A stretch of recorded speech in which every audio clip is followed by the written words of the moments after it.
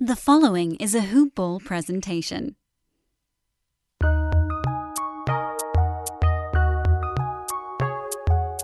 Welcome to the Fantasy NBA Today podcast.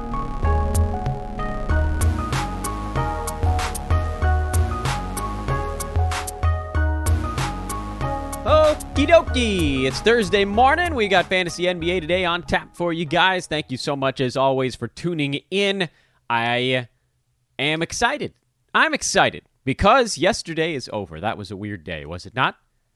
Holy mackerel. What a day. I'm Dan Vespers. This will be a fairly standard show. It's Thursday. We've got a big Wednesday to recap. I got a couple of interesting names on that board to talk about. Shorter Thursday cards. That should speed up the second chunk of our show today. And then, of course, tomorrow we will have our second real end-of-the-week Friday show. It seems like you guys really enjoyed the format we did last time around with ads, holds, drops, watch list guys, potential buy lows, sell highs that run the gamut from basically everything that happened Monday through tonight. That's what we'll cover on tomorrow's show and then get you ready with a plan for the weekend. In terms of NBA news, and we'll launch right into that here at the front end of the podcast, Colin Sexton turned an ankle in yesterday's game. That is a very small piece of news. The NBA reported 4 positive COVID tests, also a relatively small piece of news. The big one, of course, Markelle Fultz, and we'll dive into that a little bit more when we get to that ball game as we're recapping the stuff from yesterday. I have thoughts on it. And don't worry, those are right around the corner as well. So other stuff yesterday, I think we can also kind of peel out. I try to eliminate the what happened last night in the news part of the show. That's really for stuff that is independent of things that we'll cover in the individual games. So hopefully you guys are okay with that, because that's how we're going to do it right now. My name is Dan Vespers. I think I said that before. You can follow me on Twitter. It's a very busy social media world right now. You can follow me on Twitter at Dan Vespers. It's just at my name, DANBESBRIS. Google search Dan from Hoop Ball if you don't want to have to figure out how to spell my last name, and for that I wouldn't blame you. Also, follow Hoop Ball Fantasy. That is the Hoop Ball NBA news feed. It is absolutely, positively your most important follow. More than me. They should have more followers than I do. It's not the way that it is right now, but it should be. That's got all the stuff that happens throughout the day. I miss stuff because I'm just one man. Hoopball Fantasy is a team that watches the news all day to make sure that nothing is missed across the NBA landscape, and then what that means from a fantasy standpoint. So follow Hoopball Fantasy, follow me at Dan Vespers, and continue to hit me up, by the way. I know this week we've been putting out the DFS recruiting call. If you play DFS and you want to make the leap to analyst, holler at me at Dan Vespers or email teamhoopball@hoop-ball.com. We are filling a spot. Looking to expand that DFS division. Contributor gig open. That's what that's about right now. Contributor level spot, but it's a great way to break in. And if you think you can make the leap, send word my way. Let's talk about what happened yesterday. It was a big one. 11-game Wednesday. Started off with Houston at Indiana. Won a bet on that ball game, so I feel pretty good about talking about it. Houston was better than expected. Honestly, they shot 48%. They had 16 turnovers, which really was the ball game. Christian Wood was a late scratch. Don't care about that. Probably would have gotten a better line on the game if I had been able to wait until that news broke. But how could you know? Because that kind of came out of nowhere. From a fantasy standpoint, Indiana is very easy to handicap. Justin Holiday is your long stream while TJ Warren and or Jeremy Lamb are out. He had 20 points on 9 shots. Brilliant efficiency yesterday from Justin Holiday. 3 threes, 5 boards, a steal, 6 out of 9 shooting, 5 for 5 at the free throw line. One of the best lines of the night in a 32-minute performance. I do love me some Justin Holiday. I got asked, this has been... Okay, so I know I've had a couple of negative podcast reviews over the years that are like, Dan never talks about his misses. I do talk about my misses. Here's the thing, though, and this is going to come out very dickish, but we hit more than we miss. We have to, or this podcast wouldn't get listened to, right? Nobody wants to listen to a fantasy analyst who gets it wrong all the time. Justin Holiday was a got right. Because everybody was asking if it was going to be Aaron Holiday, and I said, no, go Justin. Aaron Holiday, by the way, could not throw a stone in the ocean right now. So maybe he does get a little bit better. He's playing some minutes. And Doug McDermott, hurt his ankle in this ball game, so that actually means even more opportunity for the Holidays. But Justin's the safe one. He hits the threes, he gets the steals, he's super efficient. There's just nothing to worry about there. But regardless, that's not even the story. Indiana's pretty easy to handicap. Houston is the interesting side of this game because Christian Wood, being a late scratch, opened up starting center minutes for Boogie Cousins. Boogie played 23 and a half minutes, had 9 points, not great, 14 rebounds, quite great, 2 steals and 4 blocks, very great. 4 for 6 at the free throw line after missing 2 of his first 3, so he got a little bit better from that point. 2 of his next 3? No, that's not right. 3 of his next 3. Did I get that? No. Whatever. Doesn't matter. Went 1 for 3 and then 3 for 3. Good math, Dan. Just 2 for 9 shooting, though, because the dude hasn't really played meaningful NBA minutes in almost 2 years. And, we talked about this yesterday, even going into the game. I wanted to know what was the plan? What was the trend line for Boogie? And this gave us a lot of information because, yes, with Wood out, that really opened things up, but this is how far they're willing to push him right now. So what that tells us is that from a conditioning standpoint, Boogie isn't close. Because if he was fully conditioned and got this spot start, he wasn't in foul trouble. They probably would have run him out there for 27, 28, 29, 30 minutes, potentially. The other starters in this game, John Wall played 37, Harden 39, David Nwaba 37. By the way, David Nwaba playing a lot of minutes, even with James Harden and Eric Gordon both there, and PJ Tucker, but no Daniel House, by the way. So there's your explanation on that one. David Nwaba, much as we want him to be a thing, he's probably never going to be a thing. PJ Tucker fouled out. I'm not super worried about him. Eric Gordon had 20 points and somehow 2 blocks in this game, but we know what ends up happening to Eric Gordon, and the story there has been written and sealed in the tomes. This is a Boogie Cousins analysis. I am actually excited by the fact that he only played 23 and a half minutes because it means that they're still slowly revving him into NBA game shape. This is a guy that they signed with the intention of playing him a bit. I don't know this for sure, but I think that as the season goes on, you'll see some Boogie and Wood side-by-side lineups. Because they can both space the floor. They're big, but they can play away from the bucket on the offensive side. And Wood is quick enough laterally to stick with a lot of power forwards in the NBA. Boogie's not even close. But put that big dude down by the rim, he's a monster. He's an absolute monster. But he's not finishing right now, and that'll come as he gets his timing back. So if you have Boogie, you got to squat on him. His minutes will go back down, I would assume, in the next ball game as they again slowly bring him along. But I thought this was a pretty good sign. Nice line, and then more than anything, we saw that he's slowly increasing minutes, even with a larger opportunity like he had in this ball game. Cleveland can't score right now. They need someone else besides Colin Sexton. Andre Drummond was a little bit better in this ball game, but still struggled with 5 turnovers and missed some free throws. He's just, I don't know, man. Colin Sexton's been very good this year. That's been nice. And then otherwise, this game was pretty ugly for him. Larry Nance didn't get his all-around stuff. He went 1 for 6 at the free throw line. Hell, if he makes his free throws, they cover. They lost by 11. If he makes 5 more free throws, they cover this ball game. Ugh. Shot 69% of the foul line in the ball game and shot 42% from the field. But who cares? I mean, you're sitting on Larry Nance. He's been good to this point. And Drummond, obviously, he's not droppable. But that's not really the story. On the other side, Terence Ross had foul issues, but still put up 20 points on 9 shots. He's been a revelation this year. And Markelle Fultz is the big story. Markelle Fultz tore his ACL, and he's out for the season, which leaves us a platter here to try to sift through. Now, the first crack at the minutes is almost definitely going to go to Cole Anthony.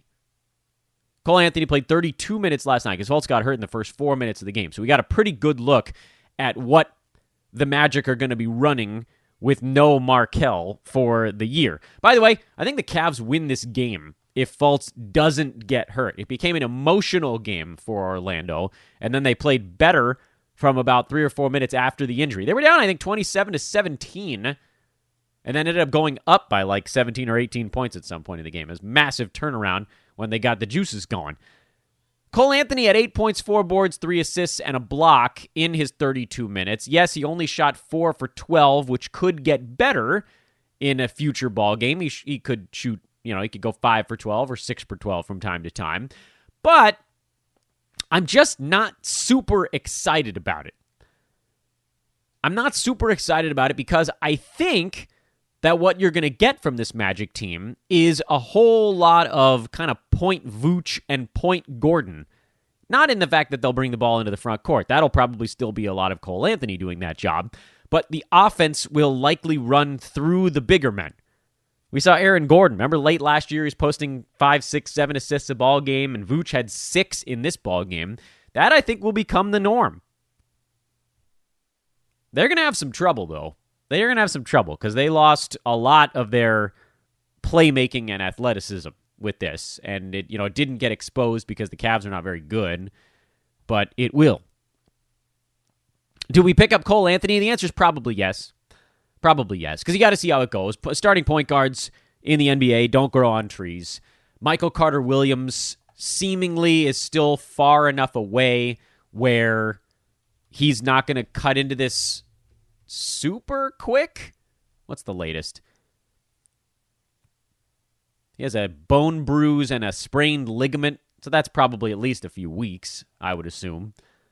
So, at that point, you probably do see a lot of Michael Carter-Williams, actually. Unfortunately, from a fantasy perspective, he's a complete and total disaster. MCW hasn't been a fantasy asset in at least half a decade.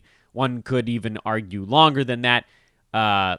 He's a point guard who can't shoot the 3, can't really shoot the 2, can't shoot free throws, can rebound and assist and steal and block, but also turns it over and doesn't score very much. That's a tough sell, to be bad in like 4 out of the 9 categories and serviceable in a couple.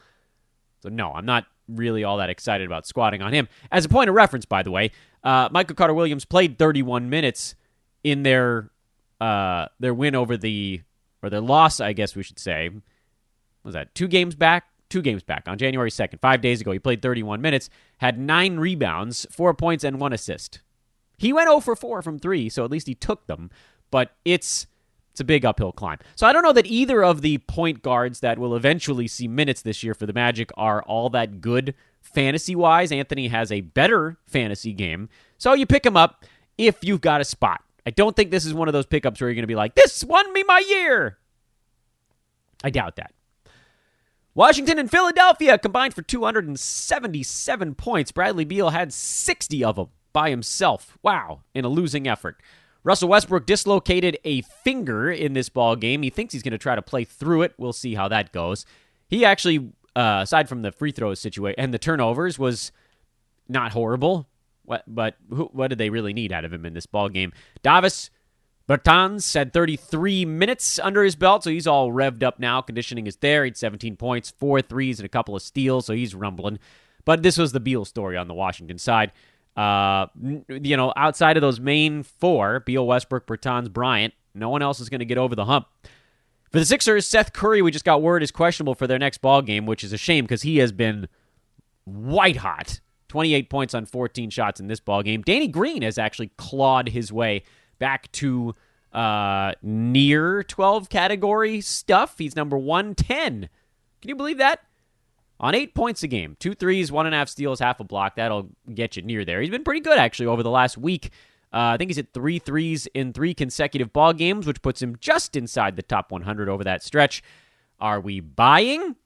Probably not. His minutes still are not that high. This was his biggest minute total of the year at 30, but I need to see this consistently before I even put him on the semi-radar. Tobias Harris played 41 minutes in this game. Durable-ass dude.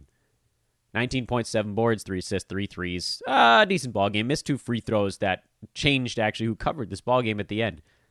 Bettors were livid with old man Tobias, but nothing there fantasy-wise. Charlotte beat Atlanta. What the hell's going on with the Hawks right now? Trey Young, 7 points, 3 assists. This is one of his worst games of his career. 7 turnovers. Brutal. One of the worst lines of the entire night in fantasy, but obviously he'll bounce back. There's no such thing as a buy low window with Trey Young. Even after a couple of bad games, it doesn't change the valuation, even though his rank fell precipitously after this one. But he'll get it figured out. He will. Clint Capella, 7 points, 19 rebounds, and he's not even all there yet. His body, his conditioning, all that stuff is kind of coming around. He's playing the minutes, but his field goal percent is going to be better than what we've seen so far. He's at 57%. That probably goes up. 33% free throw shooting, that'll go up. 1.2 blocks, that'll probably go up. He's got a lot of things that are just kind of getting started. That's relatively exciting dude there. A couple of Hawks actually sort of slipped through unscathed, amazingly, in the 94-point game. It was really just Trey that was awful, and then the other usual suspects were pretty good. DeAndre Hunter was good. John Collins was pretty good. Capella was pretty good. Kevin Huerter had a nice game, 19, 5, and 6. He's been better than expected so far this year. Number 87, but it's not super sustainable. Not that the percentages are off or anything. 45% from the field, 86 the free throw line. Like, all that stuff is doable, but just opportunity. It's just not going to be there all year for this dude. Bogdanovic, when he gets hot, that'll hurt Huerter. Gallo comes back. That pushes everybody down a slot. So then Hunter hurts Huerter. And Rondo's still out. Chris Dunn, we don't even know what the hell his status is for this year. So the guys are just going to get squeezed as this team gets healthy. Other side, Gordon Hayward. I think that's his first career 40-point game, if I remember reading that right. P.J. Washington stuck it right in my eye. See, I don't talk about getting it wrong. I told you guys, drop him. And then he comes out and he has his best game of the year. Classic P.J. Washington. Although, I will say that despite this excellent 5 defensive stat, near double-double, 4-assist performance, he's still outside the top 150 on the year. So I don't feel all that bad about it. He got going. Good for him. Picked up a win. Charlotte beat a team while scoring 102 points somehow. They won while shooting 38% in this ball game. LaMelo Ball, he's coming along faster than expected. Played 24 minutes at 16, 8, and 5. He's been solid so far. Nothing spectacular, but looks good. Terry Rozier, good in his role. Devontae Graham still couldn't hit a shot to save his life, but this is a line that somehow is above the cut line. What worked out nicely in this game is that Charlotte was able to use P.J. Washington at center a little bit more when the Hawks didn't have Clint Capella on the floor. He could stick with a John Collins or Nate Knight center lineup, and so Bismack Biyombo didn't get to play as much or didn't have to play as much, which that's a good thing for Charlotte because Biyombo is horrible. Utah opened up a 17-point lead and then lost by 12. The steamrolling Knicks. Tom Thibodeau playing his guys more minutes than anyone should play. Alfred Payton logged 42 regulation minutes in a regulation ball game. Mitchell Robinson, 41 minutes in this game. There was no Nerlens Noel, so there wasn't really a backup center option other than the slide Randle over, but against the Jazz, that's not a great idea with Rudy Gobert on the floor. So, Mitchell Robinson, terrific game. 9 points, 13 boards, 3 steals, and 3 blocks. And I said it last week. I said, look, Mitchell Robinson at top 50 is actually undervalued right now because as the blocks come around, playing almost 30 minutes a game, he's going to trend up towards top 30. Well, he's already at the 40 mark. 1 week later. He's still a buy low, if you can believe that. He's at number 40, and he's a buy low, in my estimation. Alfred Payton, 22 points, 2 boards, 8 assists.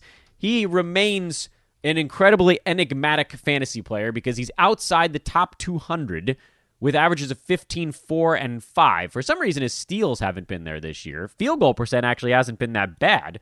It's the lack of steals and the fact that he's been only at 5 assists to this point that has held him back. He's obviously a must-own guy. I have trouble starting him on a night-to-night basis because there are nights where he'll get you 4 turnovers and go 1 for 5 at the free throw line. And it makes you pull your hair out in roto. Austin Rivers, 32 minutes off the bench. He scored 23 points. He's important for this team right now. With Alec Burks on the shelf for another week, they need his scoring. RJ Barrett crashing back to earth. I think we all knew that was coming. And then Julius Randle. Need usage? Have usage. 41 usage rate for Julius Randle in this ball game. Good Lord. He played 40 minutes too. Utah probably should have played their starters more, but it was a back-to-back, I guess. Donovan Mitchell has not been good this year, and I don't know how you guys suckered me into thinking he was going to be something different this year than he was in the past. He's obviously going to be better than he is right now, shooting 38% from the field and 77% at the free throw line, which I guess makes him a buy low, except does anybody even really notice that that's happening? He's at 21, 4, and 5 with a steal, and that's about where he was last year in most of that stuff, but his percentages are way off, and there really isn't anything for him to do to step forward in his fantasy game. He is who he is at this point. He's a top 50 per game guy, maybe top 40 in a best case scenario, who has been quite durable the last couple of years, so can totals his way into the top 25 or top 30. He's one of those, he falls into the consistently overdrafted category, not as much as a guy like a Blake Griffin, but he's in there. Bojan Bogdanovic remains ice cold. He'll figure it out. Mike Conley, who's been actually decent, he had a cold shooting game also. Rudy Gobert survived the New York Knicks onslaught in this one somehow. But I don't know. I'm not picking up Austin Rivers unless you want him for a week. I still don't trust it because he really doesn't do much besides score. So if he's not shooting 64% in a ball game, he probably hurts you more than he helps. Boston beat Miami. Playoff revenge game. You knew they were coming in hot. Jaylen Brown, 21 points, 12 boards, 7 cash counters, 35% from the field. You knew that number was going to be leveling off pretty soon. Jason Tatum had a good ball game. Time Lord, 14 and a half minutes with everybody, all the other big men healthy, and that's, of course, what we're generally concerned about with his production. He was still solid enough, but, boy, it's tough to get it done in 15 minutes. And when I say tough, it's impossible to get it done in 15 minutes. Jumping over to the Miami side really quick before we stop and pause on maybe, in my estimation, one of the biggest fantasy free agent stories of the night. Kelly Olynyk got another start, but only played 21 minutes. He had a little bit of foul stuff, but mostly it just wasn't a great matchup for him. Still had 11 points, 5 boards, and 3 threes on an efficient shooting night, so he kind of salvaged it. But hopefully he gets another start in the next one, and you see the minutes trend back up a little bit from there. Duncan Robinson, a warmer performance. Bam, Jimmy, all that stuff. Normal fare there. The guy I really want to focus on in this ball game is Daniel Theis. Daniel Theis played 28 minutes for the first time this year with all the other big men healthy. Jeff Teague was the only notable player out for Boston in this ball game. Time Lord was in. Tristan Thompson was healthy enough. He didn't play very much because I guess I didn't watch every minute of this game, but presumably he just wasn't a good fit for it. And they slid Theis over to play basically starter center minutes. 28. Biggest total of the year so far for Daniel Theis. 28 minutes in this ballgame. He is not owned very much. Actually, it's kind of weird. He's 41% rostered, but very few teams have him in the leagues I'm in. This is one of those reverse ones where public leagues have kind of held on to him for too long to start the year. He only played 14 minutes in the previous game against Toronto. That was a back-to-back, something to keep in mind. And he played 19 minutes in their other back-to-back game so far this year. And the 28 minutes yesterday make me wonder if more of this was conditioning than we previously thought. I admit, you remember last year, I was one of the biggest Daniel Theis proponents in fantasy sports. I had him set up on one of my teams as a possible keeper, and then when the Celtics signed Tristan Thompson, I dumped him back into the free agent pool. But in last year, towards the end of the season, when he was playing about 27, 28 minutes a game, he was hovering around the top 75. He was right there with That's like a late mid-round center. He was number 80 last year on the season in 24 minutes, averaging 9, 6.5 rebounds, about 2 defensive stats, and good percentages.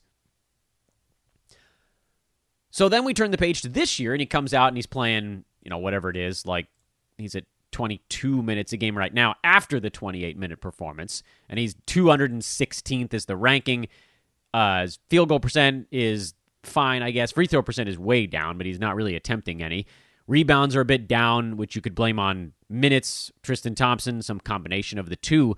But a lot of this stuff is sort of along his trend line, not that far off from the norm, and just a guy that, when playing 21 minutes, 22 minutes a game, it wasn't going to be enough. Now, if he gets up to 28, he goes right back into being a fantasy asset because he's a 9-cat roto type of big man. Low turnovers, decent steals, pretty good blocks, good percentages, doesn't score much, rebounds a little, get you, 2 assists a game in starters minutes, things like that.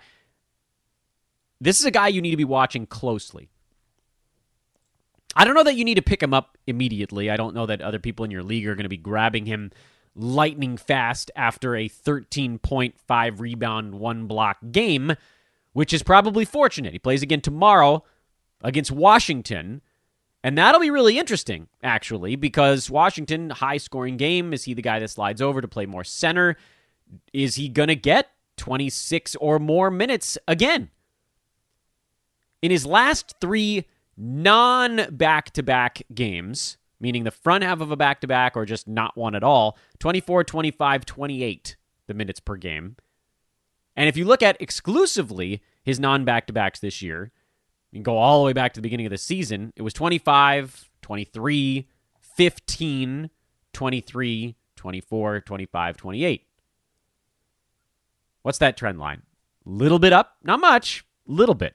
So I'm not going to get overexcited. It's quite possible this was just an aberration. Perhaps he was playing better. But this is a guy coming off of injuries in the offseason, surgeries, and maybe he's just finally getting his legs underneath him. So keep a close eye on Daniel Theis. In fact, I'm already calling tomorrow's Celtics-Wizards game homework. Because if he's logging 26 or more minutes, he's a 9-cat roto asset, and you got to scoop him up fast. Hell, if he plays 14 first-half minutes in that game, I'd probably pick him up at halftime. Detroit got blown out by Milwaukee. We know that just, you kind of let go of the rope a little bit. There was that wonder, when is Detroit going to finally have the game where they're just like, we're not going to do it. Derrick Rose got hurt, and maybe that was it. That was the point where they were like, screw it. We got nothing. We got nothing left in the tank. Jeremy Grant, you take as many shots as you want. And he did. 20 shots, 11 free throws for Jeremy Grant, who didn't have any defensive stats, but had 31 and 10. Sadiq Bey had 20 and 10.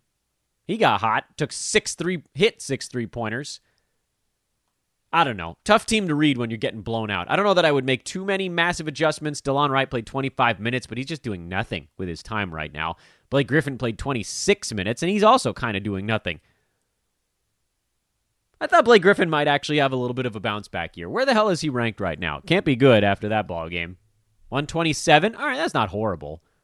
He's just not engaged. 38% from the field, 14, 4, and 4. Who is this guy? Who's this guy that doesn't want to be involved in any way? He's on a bad team. That's what happens to a player who's, I don't want to say accustomed to winning because he's had plenty of losing years recently, but this Detroit team isn't even really trying to win at this point. Mason Plumlee only played 16 minutes in the blowout loss, had 4 fouls in them. No, you're not abandoning ship. Dude had no chance against Milwaukee. We saw that in the last matchup. They ran him right off the floor. Brook Lopez was really good, though. He's starting to get it going. 4 threes and 2 blocks, 17, 4, and 5. Bobby Portis in a blowout. This is when he's going to put up his huge numbers, and he's actually pushed himself into 12-team categories now. He's number 66 in 23 minutes off the bench. That's wild. 12 points, 8 rebounds. He is working quickly in those bench minutes. He does not mess around when he gets into the ball game. Yeah, I mean, I guess you pick him up. I don't know. I find it hard to trust, but it does seem like they have a role for him on this team, and it seems like it's probably more in that 23-minute range. I don't know that he can keep up that rebounding rate. not with the other guys on this Milwaukee team that also bored a little bit. And then, of course, this was a blowout, so this is going to be one of the better performances. But, yeah, he's looked good so far this year. Old Punchy McPortis. Oklahoma City beat New Orleans on the road. Nice revenge win for the Thunder. Shea waking up, 21-5-9, 5 steals, 2 threes. Hello. Is this the beginning of the wake-up? I don't know, but he jumped from 135 to 95 in one ball game. The buy-low window is probably gone. Mike Muscala had 18 points in 21 minutes. He's actually been decent so far this year, but you can't trust a reserve big man playing 20 minutes a game that doesn't get defensive stats. That is asking an awful lot from the suddenly great Mike Muscala. Yeah, no, he's a deep leaguer at very best. George Hill, 13-3-4, 2 steals, 3 threes. He bounced back nicely. Darius Bazley, 20-12. Horford, 8-7 with 3 blocks, 2 threes. Sort of the typical stuff. Lou Gaines Dort, 9 points and a 3-pointer. Just no usage at all. And he's always going to be the scary one in that group because, like with George Hill, even if the usage is low, he usually gets a few steals, a few assists, a couple threes. His efficiency's good. With Dort, the efficiency is not a proven thing at this point. I think you still have to hold because of the massive number of minutes he's playing, but also bearing in mind that we really don't know if his fantasy is going to translate. Is the stat set there? He's overshooting in field goal percent right now. Steals and blocks are not that high, and I don't know that they're coming up. He's such a great on-the-ball defender, but a lot of those guys are not the ones that put up big steals and blocks because they're not gambling. They're too good to gamble. The guys that gamble are the ones that are getting beat. Dort's like, I don't need to steal it from you. I'm just going to stop you like a wall. And if you throw it into my chest, I'll catch it. But I don't even need you to. I'm going to make you miss. New Orleans side, pretty typical stuff. J.J. Redick got hurt. Just meant a few extra minutes for Josh Hart, who once again went scoreless with 10 rebounds. That's the darndest thing. He's not a standard guy. He's not a standard leagues guy right now. But when you got a shooting guard that can get you 10 boards in a game, that's really hard to drop unless you're way overstuffed on rebounds. What a cool asset. What a neat little Swiss Army knife to be able to plug into your lineup when you're like, oh, look, I'm trailing in rebounds in my Roto League. I'm going to play my big man, and I'm going to play Josh Hart as my guard today so I can get a guard with 8 to 10 rebounds. Steven Adams triple-doubled in this game. Can you believe that? 10, 11, and 10. Clunky triple-double, but it counts, I guess. No fantasy news from this ballgame. I don't always spend so much time on it because nothing really changed. Toronto-Phoenix, kind of a similar story also. Nothing really changing here. Norman Powell is right on the edge. He is trying our patience, but he did play 26 minutes. That's trending in the right direction. So if the shots start falling, he did get some free throws in this game. He looked a little bit better. Chris Boucher, you're sticking with it, even though he only had 9 points and played 15 minutes. You got to stick with it. They went small. Toronto ran Siakam at center. Pascal enjoyed it while missing a ton of free throws in the process. Phoenix side, Jay Crowder had his one hot one a week. Devin Booker, little by little, coming around. Chris Paul, same story. They're sort of just figuring each other out and winning along the way, which is kind of a nice bonus for him. DeAndre Ayton needed a defensive stat in this game. That would have really brought it around, but good percentages, 16 rebounds. He's also kind of coming around. Phoenix is figuring it out. Chicago, Sacramento, De'Aaron Fox left with a tight hamstring in this ball game, and that forced Tyrese Halliburton into huge minutes, and he is now a brilliant fantasy asset if Fox has to miss any time. He was already belonged on teams. Frankly, looks like the best rookie in the class so far. Halliburton does, and you know me and rookies, but he looks great. He just looks poised. He's not making rookie mistakes. He plays like old man style. Threes and steals and blocks and efficiency. Who the hell is this kid? Marvin Bagley had his revenge against the universe game, so he managed to stay on rosters a little bit longer. Rashawn Holmes tweaked an ankle late, stayed in the ball game at 24 and 8. Boy, that kid is so good. Rashawn Holmes, so good. Buddy Hield is a bit of a buy low right now. We haven't talked about him very much. Maybe I'll put him on the list of guys to talk about. He is shooting very poorly. Is that the friendliest way we could have put it? He's number 152 while shooting 34% from the field. It cannot get worse for Buddy Hield. This is your moment. In fact, I need to write this down because after the podcast, I got to do some stuff on Twitter related to buys and sells, and Buddy Hield is someone we've almost completely ignored, but he is a prime buy low. Chicago got 36 out of Kobe White, who's enjoying their road trip so far, but it wasn't enough. Otto Porter was not there on the back-to-back set. He looked tired, which, you figure he's playing his way into shape, and he's getting there. Wendell Carter Jr., 11 and 17, managed to stay on rosters. He's not a drop. He never was a drop. He's just a late-round center. Just that's it. Just accept that that's what's happening and be okay with it. Garrett Temple played 33 minutes. I really do firmly believe that he and Thad Young are going to be the guys that really get hurt when Lauri Markkanen comes back. But the Bulls look pretty good. They covered again. They're covering machines right now, and they will head to Los Angeles for a couple of tough ones coming up. Clippers, by the way, no ads or drops on the Bulls side. Clippers got a back-to-back game out of Kawhi Leonard. First in 4 years. That is crazy. 3 years. Whatever. Doesn't matter. And he was fine. He looked pretty good. He had 7 turnovers, but otherwise things were good. 21, 4 and 4, steal and a block. Good shooting. Clippers went 25 for 25 at the free throw line, or they might have lost this game. Paul George came back from his ankle thing, played 38 minutes, so I guess he's all right. Serge Ibaka has won the center battle, so you can go ahead and punt on Ivica Zubac. That one is done. Lou Williams is useless. I wonder if they try to move him, because he has no role on this team right now. He's getting outplayed by Pat Beverly and Luke Kennard on a nightly basis. And Lou Williams, who shouldn't have been drafted anyway, but if you did and you've been hanging on him for whatever cockamamie reason, you can punt him to the curb. He's useless this year. I believe, is he outside the top 200 still? I think he is. Where are you at, Lou? Yeah, 237. He's been awful. And it's usage. He's not getting to do anything. He's playing 20 minutes. The minutes are not high enough, and he's not doing anything with them. He doesn't have his pick-and-roll running mate anymore. Didn't think it was going to be that extreme, but here we are. Warriors side, Steph Curry got hurt. Turned an ankle late. I'm betting he'll try to play through it. Kelly Oubre went back to being cold after a brief stretch of warmth. And the Warriors just... Offensively, this was a hideous game. Andrew Wiggins kind of survived in a game like this. That's what you're looking for out of your guys. So, big stories from yesterday. Daniel Theis, 28 minutes.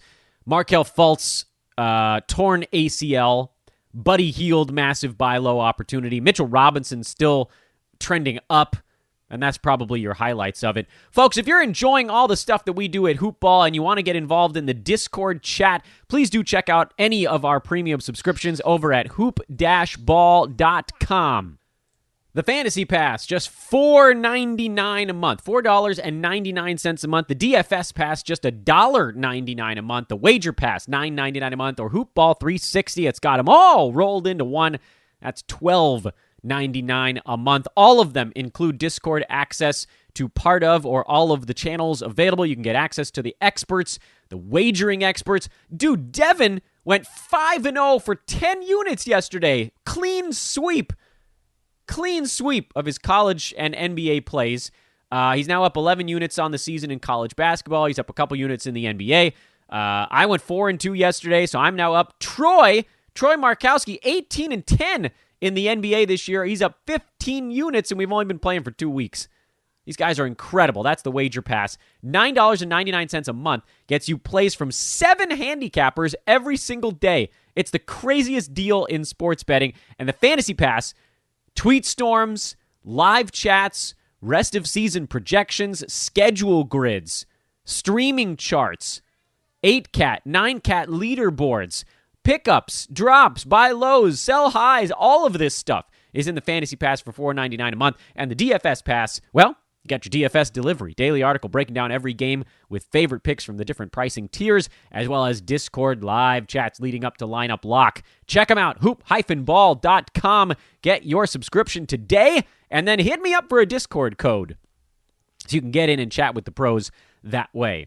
Big thank you, as always, to mybookie.ag before we turn our attention to the card tonight. I want to give a shout out to our guys over there. Please do let me know when you've signed up. We actually got word from our buddies over at MyBookie that like multiple dozens of you are signing up, but I've only heard from like 4 of you that did it. So please toss me a line. A lot of stuff going on Twitter these days. So if I miss it on Twitter, send an email, teamhoopball@hoop-ball.com that just says, Dan, checking in about the MyBookie prize or something like that, and I'll probably get back to you on that one. Or you can tweet at me. I might see it. I probably see it. Sometimes I see it. At Dan Vespers on Twitter.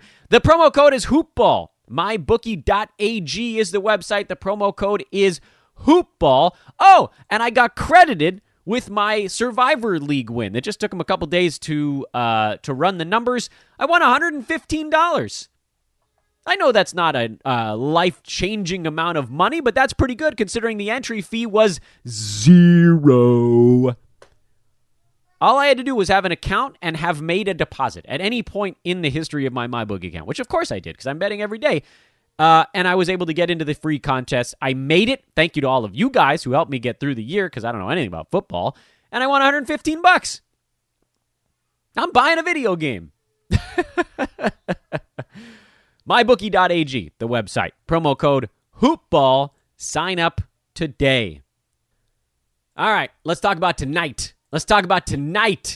Thursday. 5-game slate. This is one where we can do all the betting stuff, and then we'll peel back and we'll do all the fantasy stuff right after that. Phillies in Brooklyn. Sixers favored on the road by 2 points. That number's actually on its way down, interestingly. Brooklyn Nets, without Kevin Durant for the rest of the week, beat Utah a couple days ago. Was that Tuesday? Monday or Tuesday, I forget which day. There's an old theory in basketball called the injured star theory. We've talked about that on this podcast before. That states that when a superstar goes down on a team, it creates this kind of double or triple whammy effect where the other team that was all hyped up to play the superstar realizes he's not there anymore. Kind of let their guard down. The game plan that they had built for that superstar, they had to tear it up. And it's just screw it mode. So that's a negative for the opposing team. For the team that lost the superstar, there's a galvanizing effect of everyone else on the team saying, oh, we got to pick it up. We got to pick it up for the guy that's out. He's only out for a couple of days. Let's pick it up for him. Happens all the time. And then the line in these games, on a betting standpoint, overshifts. Because take a Kevin Durant, take a superstar, line moved like 4 or 5 points, and then people bet into it, and it moves another point or 2. So they shift it extra because they know money is going to come in on the opposite side, and they have to create kind of an artificial bubble of value on the team that just lost the superstar. That team was probably being kind of heavily bet to begin with, so sometimes that creates a little bit of a negative on that. But now you're talking about a bunch of factors all at once. Galvanizing, line movement, other team letdown / game plan, and you saw that with Utah. They just came in and they weren't ready at all. Brooklyn's still good, even without Kevin Durant. But the other side of this is called the after injured star theory, where the team that played extra hard for 1 game or 2 games, depending on how it rolls out, runs out of gas. Because no one in the NBA can go 100% throughout a long, trying regular season. It just doesn't happen. The question is, does that happen in Game 2 or Game 3 when a superstar is out? And that's what we're looking at here. So I have a lean to Philadelphia. I think they had one eye on this ball game as they sort of cruise-controlled their way past Washington in a high-scoring affair yesterday. I think they'll be locked in. I think Brooklyn has a little bit of a letdown now in Game 2 without KD. And so even though it's a kind of a funky line, lean to Philadelphia. Cleveland at Memphis. Grizzlies favored by 4. Cavs have looked bad. They've looked unable to score. But you know what? At this point, I don't know what the hell we get out of the Memphis Grizzlies. They've had a couple of days off since they back-to-back with the Lakers, a rematch set where they lost both. And just really sluggish, ugly basketball games. This could be another one of those. You're getting to a spot now where, I mean, this might be the lowest total we've seen of any game this year at 209. I don't know. Do you go under and just say first team to 95 wins? Yuck. Nasty looking basketball game. But Memphis is pretty well rested. So maybe there's that element they can get running. Even though there's kind of a letdown after the back-to-back with the Lakers, they see this, I'm sure, as an opportunity to maybe catch a win, which they need all of them that they can get while Ja is out. Slight lean to the Grizzlies. Slight. Cannot read that team. Denver, 3-point home favorites to the Dallas Mavericks. Denver hasn't really been taking the season seriously at all so far, but they should outclass Dallas in this game. And I know Luka looked better in his last one, but the Mavs have been all over the map this year. And even if he plays well, I don't know that he has the assistance he needs to get past a good team and one that kind of knows each other, like the Nuggets do. So slight lean to the Nuggets as the very short favorite, total of 223.5. I think you have to lean over with Denver because they ain't guarding anybody right now. Minnesota's in Portland. Blazers favored by 10. They got no business laying double digits to anyone right now. They're fine. Like, they're not a horrible basketball team, but they're not defending anybody. And Minnesota looked pretty good in their last game in Denver. I don't want to say good, but they were competitive. They were scoring. They were making plays. And if they score, they'll stay within 10. Lean to Minnesota. Slight lean to the over, but that's a lot of points. 233 is a big number. And the Spurs are in LA. This line opened at 9, and it's down to 5.5 now. I haven't seen anything on LeBron or AD actually sitting out the ball game. I know LeBron is questionable with a tweaked left ankle. Perhaps he rests this one just for the hell of it. If LeBron sits this thing out, I know Anthony Davis is very good, and Dennis Schroeder will end up doing a lot, but LeBron is LeBron. There's injured star theory, and then there's LeBron, who he's the motor. He's the motor of that team. He's their everything. Anthony Davis is their everything defensively, but the whole offense revolves around LeBron James. This is also, by the way, for the Lakers, their first game back home after a 4-game road trip, which tends to be a sluggish performance, especially when it's a good road trip. Lakers went 4-0. Spurs just beat the Clippers. They're playing the Lakers now for the third time in their last 5 games. I liked the Spurs a lot when they were catching 9. This is pretty weird at 5.5. Probably go small on the Spurs with a very short number, or even middle it. I mean, that's pretty rare to get a 3.5-point middle without any breaking news. Or wait, if LeBron gets scratched, that line probably drops further, and then you kind of have to middle it at that point, don't you? How could you not? From a fantasy standpoint, coming up tonight, nothing really on the Phillies side. Not a whole lot with Brooklyn. They moved some bodies around. Jared Allen was already the center to own, but if he's starting, he becomes a juggernaut. They moved Joe Harris to the bench. Does that break him? I guess that's something to watch for in Brooklyn. Cleveland at Memphis. Brandon Clark, this is a frustrating game to break down from a fantasy standpoint. We're watching to see what Brandon Clark's doing. He's been trending up, which is good, and I think that's all you really can ask for. DeAnthony Melton, that's kind of exciting. Interested to see what he does in his second game back off the COVID list. For Cleveland, they just need someone back that can score a little bit. They are not fun to watch right now. Dallas at Denver. Michael Porter Jr., I believe, is back for this ball game, so that's something. With Dallas, you're watching to see if Willie Cauley-Stein gets another start at center. I would guess he does against Nikola Jokic. Jokic would just run over any of the other Dallas centers, but you never know. Rick Carlisle, he's such a mix-and-match kind of guy. Tim Hardaway Jr. came off the bench, but had his best ball game of the year in their last one, so maybe they just stick with it and ride it until it breaks. That's probably about it. JaMychal Green, you can keep one eye on him, see what his minutes look like as that team gets healthy. Minnesota at Portland. The Yusuf Nurkic situation is obviously the big thing everyone's watching here. His minutes starting to trend up in that last ball game. We'll see if that continues today, and if it does, the buy low window is probably then slamming shut. On the Minnesota side, D'Angelo Russell finally had a good ball game. Malik Beasley's been pretty reliable so far this year for the Timberwolves. Ricky Rubio's been awful. I think he's droppable.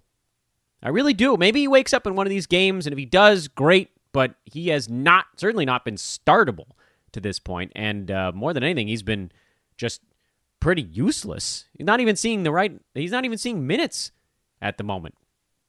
They had a good game out of Juancho Hernan-Gomez, but we know his limitations. And they got a good game out of Jared Vanderbilt, who looked really interesting on the defensive side of the ball. But my hope is that we just hear something about Cat soon. Spurs and Lakers. Yeah, not much there unless LeBron sits, in which case you probably just put every dime you have on Dennis Schroeder to go nuts. In fact, maybe you just do it right now and hope that LeBron gets scratched. That's a saucy play. Don't actually do that. Spurs, relatively predictable right now. And somehow Rudy Gay continues to be a useful fantasy player this year. Love me those old dudes. Rudy Gay just outside the top 120, but you put his percentages back where they belong, and he's a startable 9-cat guy. Holy hell, yeah. That's happened this year. By the way, before we let you go, reminder to hit me up if you want to be a part of our DFS team. I know that was something we talked about earlier in the show. Hit me up if you are signed up for my bookie with a new account. And, not to be forgotten, if you love me, this is my plea, please do subscribe and drop a 5-star review on the podcast. It would mean the absolute world to me. This is the time of year where those of you that sort of found us and then enjoyed it are sticking with. And so I do ask you, as a friend, as a host, please drop a 5-star review on the pod. Tomorrow, Weekend Review. That's the Friday show. That's always a fun one. Anyway, thank you again, everybody, for listening. It's fantastic. We're having a blast. Season is rolling. The old men are crushing it. And let's just keep putting it in the win column. Hoop-ball.com, Hoopball Fantasy, at Dan Vespers, all that good stuff. Have a great Thursday, everybody. We'll talk to you tomorrow.